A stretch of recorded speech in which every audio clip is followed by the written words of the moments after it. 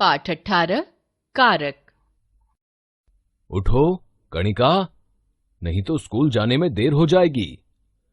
बस 5 मिनट में उठती हूँ। कभी आलस नहीं करना चाहिए, वरना राजा की तरह पछताना पड़ेगा। कौन सा राजा? बहुत पहले एक राजा था। वह बहुत आलसी था। वह राज्य के किसी काम पर ध्यान नहीं देता था। उसका सारा समय सोने में व्यतीत होता था। एक बार मंत्री ने राजा को बताया कि किले की दीवार जर्जर हो चुकी है। कणिका अपने पापा से पूरी कहानी सुन लेगी। चलो हम भी कुछ सीखते हैं। कणिका और उसके पापा ने जो भी बोला उनमें कुछ ऐसे चिन्ह हैं जो वाक्य के पदों को आपस में जोड़ रहे हैं। ये चिन्ह है में, की, के, पर, ने तथा की। वाक्य के पदों को क्रिया से जोड़ने वाले ये चिन्ह कारक कहलाते हैं। स्पष्ट है कि प्रत्येक वाक्य में प्रयुक्त पद एक दूसरे से किसी न किसी रूप में जुड़े होते हैं और उनके इसी जुड़ाव से वाक्य का अर्थ निकलता है। इसी प्रकार वाक्य के सभी पदों का क्रिया से कुछ न कुछ संबंध होता है। इसी संबंध को कारक कहते हैं। अतः हम कह सकते हैं, संज्ञा सर्वनाम शब्दों के जिस रूप से उनका संबंध वाक्य में प्रयुक्त क्रिया व अन्य शब्दों से जाना जाता है, उसे कारक कहते हैं। कारक विभक्ति तथा परसर्ग। संज्ञा और सर्वनाम शब्दों का क्रियाओं के साथ या आपस में जो संबंध होता है वह विभक्ति चिन्ह से जाना जाता है, अर्थात कारक को विभक्ति द्वारा प्रकट किया जाता है। इन विभक्ति चिन्हों को कारक चिन्ह या परसर्ग भी कहते हैं। कारक के भेद। हिंदी में कारक के 8 भेद माने गए हैं, जिनका संक्षिप्त परिचय इस प्रकार है। कारक, कारक चिन्ह, संक्षिप्त लक्षण, पहचान। कर्ता, ने, जो क्रिया को करने वाला हो। कौन, किसने। कर्म, को, जिस पर क्रिया का फल पड़े। क्या, किसको।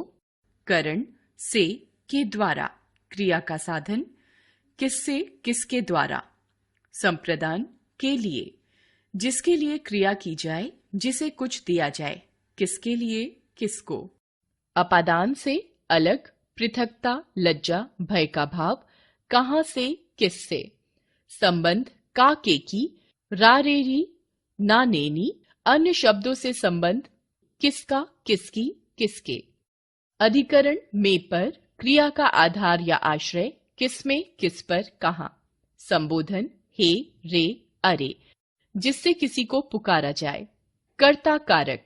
कर्ता का अर्थ है करने वाला। वाक्य में क्रिया करने वाले को कर्ता कारक कहते हैं। कर्ता कारक का विभक्ति चिन्ह परसर्ग, ने है। कर्ता सदैव संज्ञा या सर्वनाम होती है।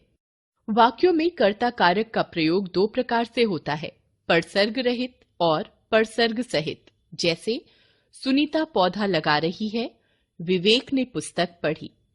ऊपर के वाक्यों में पौधा लगाने और पुस्तक पढ़ने का काम सुनीता और विवेक कर रहे हैं, अतः ये सभी कर्ता हैं। वर्तमान एवं भविष्यत काल के वाक्यों में ने परसर्ग का प्रयोग नहीं होता। ने परसर्ग का प्रयोग भूतकाल में होता है। कर्ता कारक की पहचान वाक्य में मुख्य क्रिया के साथ कौन, किसने लगाकर प्रश्न करने पर जो उत्तर प्राप्त होता है वही कर्ता होता है। जैसे कौन पौधा लगा रही है, सुनीता।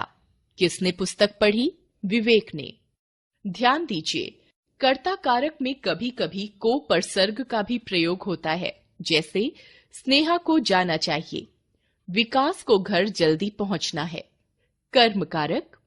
वाक्य में जिस शब्द पर क्रिया का प्रभाव यानी फल या परिणाम पड़ता है उसे कर्म कारक कहते हैं। बालक गेंद खेलता है, मां ने पुत्र को पुकारा। इन वाक्यों में खेलने और पुकारने की क्रियाओं का प्रभाव क्रमशः गेंद तथा पुत्र कहानी पर पड़ रहा है, इसलिए ये कर्म कारक हैं। इन वाक्यों में पहले वाक्य में गेंद और कहानी कर्म का परसर्ग रहित प्रयोग हुआ है, जबकि दूसरे वाक्य में पुत्र कर्म का प्रयोग परसर्ग के साथ हुआ है। द्विकर्मक वाक्यों में एक कर्म अप्राणीवाचक होता है और दूसरा प्राणीवाचक। इन दोनों कर्मों में प्राणीवाचक कर्म गौण और अप्राणीवाचक कर्म मुख्य कर्म होता है।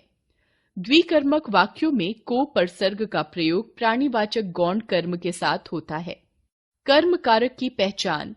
कर्म कारक की पहचान के लिए क्रिया के साथ क्या और किसे, किसको लगाकर प्रश्न करने पर उत्तर में जो प्राप्त होता है वह कर्म कारक होता है। परसर्ग रहित कर्म की पहचान के लिए क्या, कहाँ लगाकर भी प्रश्न करते हैं और परसर्ग सहित कर्म की पहचान के लिए किसे, किसको लगाकर, जैसे बालक क्या खेलता है, गेंद। माँ ने किसे पुकारा, पुत्र को। करण कारक। वाक्य में जिस साधन या माध्यम से क्रिया की जाती है उसे करण कारक कहते हैं। जैसे दादाजी छड़ी से चलते हैं, किसान हल के द्वारा खेत जोतता है। इन वाक्यों में चलने और खेत जोतने की क्रियाएं क्रमशः से, छड़ी और हल के द्वारा की जा रही हैं, अतः ये करण कारक हैं। करण कारक का विभक्ति चिन्ह से के द्वारा है। करण कारक की पहचान। वाक्य की क्रिया के साथ किससे या किसके द्वारा लगाकर प्रश्न करने पर जो उत्तर मिलता है वह करण कारक होता है। जैसे दादाजी किससे चलते हैं, छड़ी से। किसान किसके द्वारा खेत जोतता है, हल के द्वारा। संप्रदान कारक। वाक्य में जिसको कोई वस्तु हमेशा के लिए दी जाती है या जिसके लिए कार्य किया जाता है उसे संप्रदान कारक कहते हैं। संप्रदान कारक के विभक्ति चिन्ह को, के लिए, के वास्ते, के हेतु, के निमित्त है। जैसे पिताजी गरीबों के लिए कंबल लाए, मंत्री जी ने खिलाड़ियों को पुरस्कार दिए, माँ मेरे लिए स्वेटर बुनती हैं। इन वाक्यों में पिताजी गरीबों को हमेशा के लिए देने के लिए कंबल लाए, ऐसे ही खिलाड़ियों को पुरस्कार हमेशा के लिए दिए गए और माँ हमेशा के लिए ही मेरे लिए स्वेटर बुन रही हैं, इसलिए गरीबों के लिए, खिलाड़ियों को, मेरे लिए संप्रदान कारक हैं। संप्रदान कारक की पहचान। क्रिया के साथ किसके लिए या किसको लगाकर प्रश्न करने पर उत्तर में जो प्राप्त होता है वह संप्रदान कारक होता है। जैसे पिताजी किसके लिए कंबल लाए, गरीबों के लिए। मंत्री जी ने किसको पुरस्कार दिए, खिलाड़ियों को। माँ किसके लिए स्वेटर बुनती हैं, मेरे लिए। कर्म और संप्रदान कारक में अंतर। कर्म और संप्रदान दोनों कारकों में को परसर्ग का प्रयोग होता है, किंतु दोनों के प्रयोग में अंतर है। जैसे राम ने रावण को मारा, पूजा के बाद सेठ जी ने ब्राह्मणों को दान दिया। पहले वाक्य में रावण मारा क्रिया का कर्म है और दूसरे वाक्य में दान देने की क्रिया ब्राह्मणों के लिए की गई है, अतः इस वाक्य में ब्राह्मणों को संप्रदान कारक है। अपादान कारक। वाक्य में जिससे कोई वस्तु अलग होती है उसे अपादान कारक कहते हैं। जैसे हाथ से छूटकर प्याला टूट गया, बिल्ली छत से कूद गई। इन वाक्यों में हाथ से प्याला तथा छत से बिल्ली अलग हो रही है, अतः ये अपादान कारक हैं। अपादान कारक का विभक्ति चिन्ह से है। अलग होने के अलावा जिन शब्दों से लजाना, सीखना, तुलना, घृणा, भय और ईर्ष्या का ज्ञान हो वे अपादान कारक होते हैं। जैसे तुम पिताजी से कुछ कहने में शर्माती क्यों हो, लज्जा या शर्म। माया अपनी माँ से गाना सीखती है, सीखना। वह तुम्हारे भाई से अधिक समझदार है, तुलना। मुझे झूठ से नफरत है, घृणा। मुझे किसी से भी डर नहीं लगता, भय या डर। कविता अनुभा से जलती है, ईर्ष्या। अपादान कारक की पहचान। क्रिया के साथ कहां से और किससे लगाकर प्रश्न करने पर उत्तर में जो प्राप्त होता है वह अपादान कारक होता है। अलग होने के अर्थ में कहां से लगाकर प्रश्न करते हैं और तुलना तथा भावात्मकता के संदर्भ में किससे लगाकर प्रश्न करते हैं। जैसे कहां से छूटकर प्याला टूट गया, हाथ से। बिल्ली कहां से कूद गई, छत से। मुझे किससे डर नहीं लगता, किसी से। वह किससे अधिक समझदार है, भाई से। बच्चे कहां से जा रहे हैं, स्कूल से। माया किससे गाना सीखती है, माँ से। किससे कहने में शर्माती है, पिताजी से। मुझे किससे नफरत है, झूठ से। करण तथा अपादान कारक में अंतर।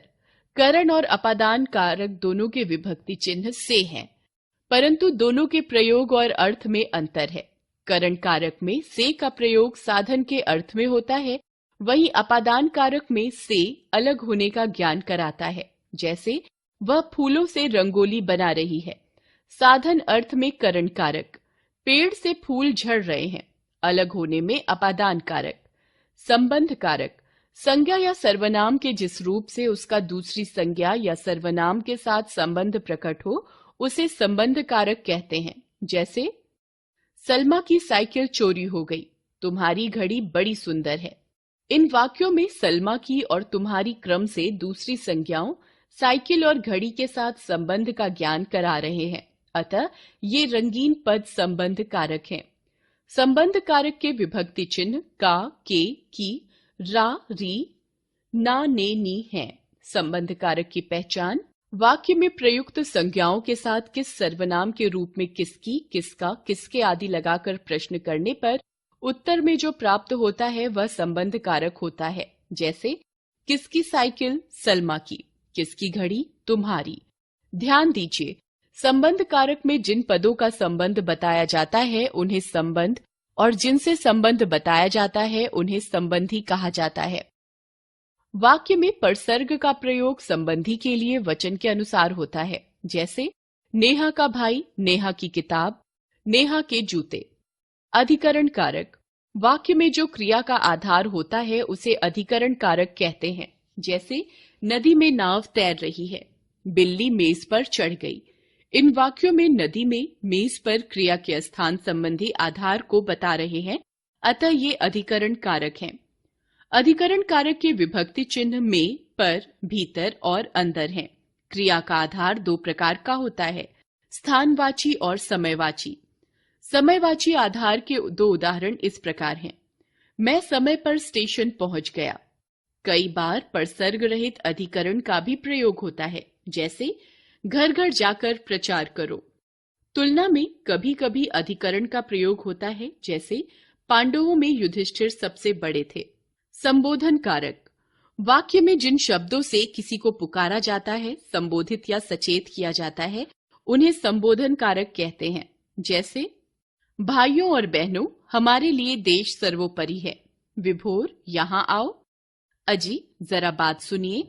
इन वाक्यों में भाइयों बहनों के द्वारा संबोधित किया जा रहा है और विभोर व अजी के द्वारा पुकारा जा रहा है, अतः ये संबोधन कारक हैं।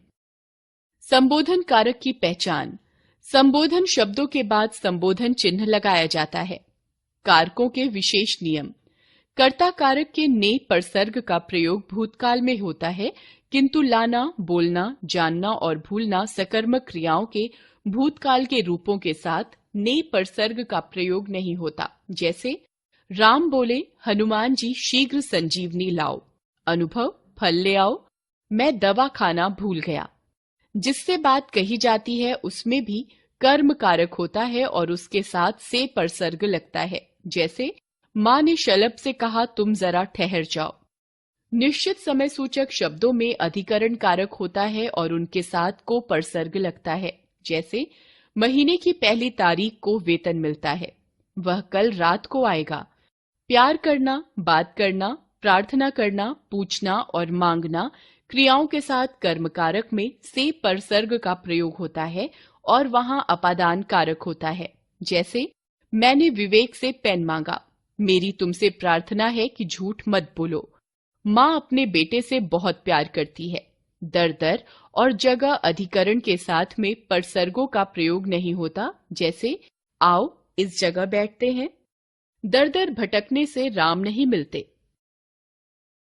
याद रखें, वाक्य में शब्दों का क्रिया व अन्य पदों से जो संबंध होता है उसे कारक कहते हैं। कारकों को विभक्ति चिन्हों से दर्शाते इन विभक्ति चिन्हों को ही कारक चिन्ह या परसर्ग भी कहते हैं।